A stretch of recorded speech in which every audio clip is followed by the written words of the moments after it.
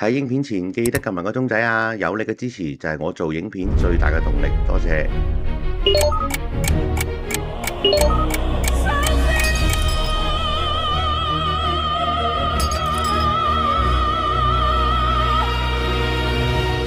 抱きしめた心のコスモ熱く燃やせ奇跡を起こせ傷ついたままじゃいないと誓い合った遥かな銀河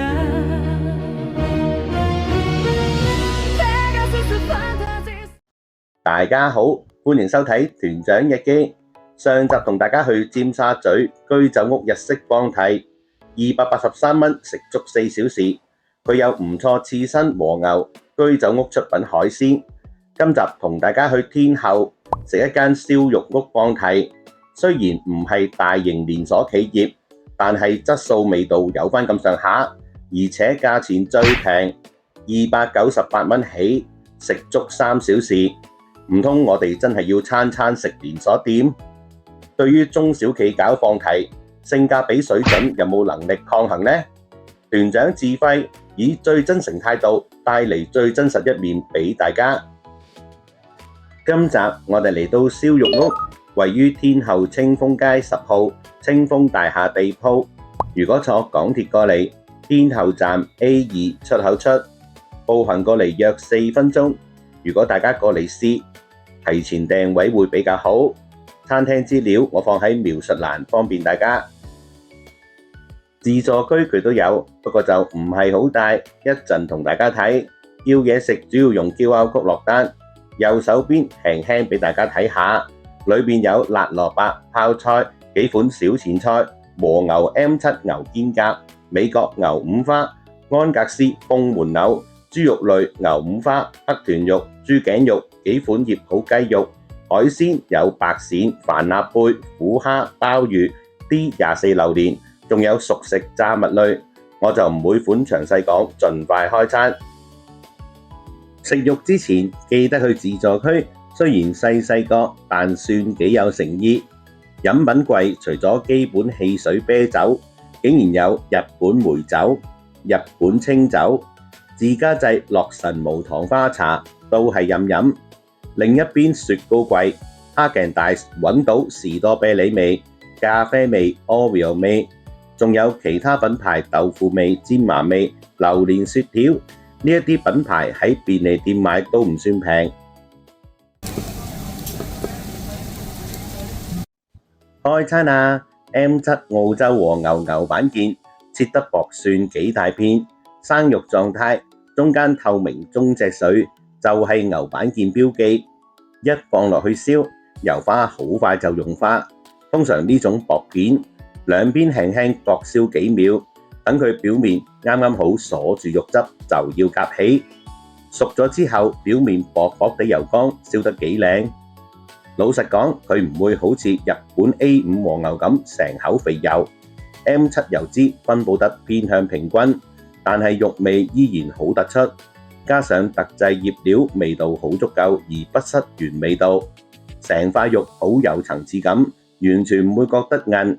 如果你鍾意食肉感重一啲，又想食到和牛，呢款牛板腱仲有4款醬料味道，應該幾滿足。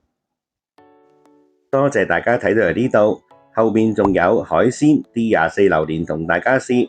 覺得團長條片好睇，記得幫手 like 條片。訂閱團長日記頻道啦。價錢方面同大家一齊睇，最平閒日午市，成人298蚊一位，小童149蚊一位，食足3小時。但係對於我哋一班打工仔嚟講，呢個時間梗係要返工，正常情況下睇到食唔到。不過唔緊要，有另一個高性價比介紹俾大家。星期六日或者公眾假期，午市優惠65折。成人324蚊一位，小童162蚊一位，一樣食足3小時，慢慢燒，慢慢傾偈，夠晒時間回本。最下層呢一大格係晚市不同時段優惠價目表，團長就唔詳細講，有興趣撳停慢慢睇。重點提一提大家，餐廳有加一服務費。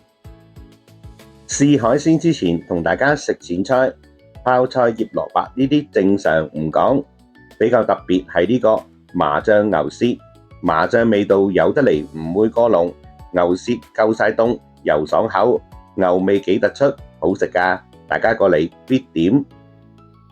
食完前菜，即刻進入第二個主打新鮮白鱔。如果大家平時有去開街市都知，新鮮白鱔其實一啲都唔平，出邊食飯點一碟都幾貴，呢度竟然任你食。近鏡俾大家睇清楚，生白鱔肉有半透明賣相，切得夠厚，一放入火爐度燒，魚油起泡吱吱聲，魚皮收縮，燒到兩邊金黃色就食得，一入口好爽口，魚皮仲帶有啲脆。裏邊魚肉好大牙，完全冇泥味，啖啖肉，但係味道偏向原味。如果大家口味重少少，團長推薦叫一碟鮑魚醬汁搽上去，味道會更加好。點返20件2轉40件，食閃都回本1/3，係咪？海鮮控再嚟食大虎蝦，睇個碟同蝦比例，放題嚟講算幾大隻。超市買急凍虎蝦70幾至90幾蚊一盒，有5至6隻，成隻蝦放落去燒，好快個蝦殼就會轉做橙紅色，燒到兩邊微焦就食得。剝個蝦殼俾大家睇下，蝦肉結實唔會霉，蝦鮮味好重，食一啖你就會感覺到蝦肉結實有彈性，飲食嚟講幾有誠意，食幾隻都回到超市價80蚊。海鮮仲有蒜蓉牛油帆立貝，全部加滿蒜蓉牛油喺上邊，佢唔算大隻，但係勝在夠新鮮。放落爐度燒，牛油慢慢融化，同蒜蓉一齊滲入帆立貝入邊，燒到咁上下，記得幫帆立貝轉一轉身，等佢兩邊都吸到牛油蒜蓉味，同埋夠全熟。帆立貝肉質都 OK。最突出嘅味道係牛油同蒜蓉味，口感彈牙。如果你平時鍾意食帆立貝，呢款蒜蓉牛油一齊燒，質素算係 OK。唔夠大隻可以點多幾隻，一樣滿足。食完主打海鮮燒肉，嚟到餐廳第3道主打馬來西亞 D24榴蓮。喺呢度食榴蓮係放題任食，急凍果肉市場價90至到150蚊，400個 gram。用筷子撩開一睇，可以見到入邊果肉好綿密，好軟熟，實測夾起一嚿，果肉拉開，質地算係幾厚肉，而且中間粒核正常大小，入口果香幾濃，帶點微甜，口感亦都夠滑，啱晒鍾意食馬來西亞榴蓮朋友。食完呢盤可以再叫慢慢嘆，咁樣一樣可以好滿足。食放題最後記得開第2個位，食蝦勁大雪糕同榴蓮雪條。嚟呢間燒肉屋，團長有3件溫馨提示，想俾大家免中伏。第一，大家開爐燒肉嗰時，特別係燒牛五花，一定要留心，因為牛五花油脂比較多，放落網度好容易起大火。大家記得睇緊火候，唔好燒燶，安全至上。如果個網燒到燶黑晒，記得叫店員幫手換個新網。第二，我當日去食有一款醬汁洋蔥炒牛肉，賣相質素就比較一般，入口口感亦差少少，唔係特別想食，我哋跳過佢，空位留返俾和牛。仲有午市截單時間2點半，大家校好14點20分鬧鐘，最後落單點爆佢。第三就係呢度服務，雖然網上邊睇到有唔同評價，但係團長當日實測現場侍應服務態度正常，好親切。大家下次過嚟食可以放心揾佢哋幫手，最真實自費探店，唔誇大，幫大家做好免中伏錦囊。呢個就係我頻道團長日記影片風格，資訊量大，時間短，快節奏。如果你都鍾意睇誠實食評，記得幫手撳個訂閱掣支持我，等我個頻道可以強化拍更加多好嘅片俾大家。如果係邀請拍攝，我一定會喺影片頭親口講俾大家知道。